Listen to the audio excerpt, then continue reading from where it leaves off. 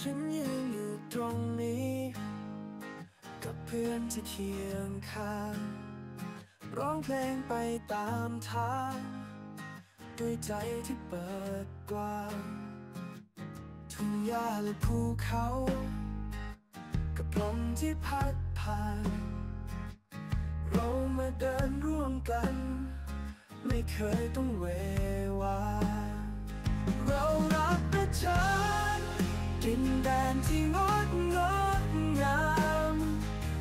ความสุขที่ได้จากที่นี่คือสิ่งที่ตามหาในวันสดใสในคืนที่ดาวพร่างพราวเรายังอยู่ตรงนี้ไม่เคยเลือนหายไป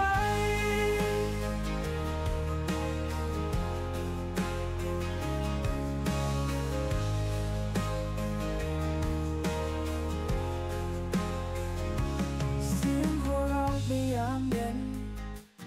ตอนที่เราเดินเล่นความสุขบนเส้นทางที่เราไม่ลืมง่ายๆเรารักประชาดินแดนที่งดงามความสุขที่ได้จากที่นี่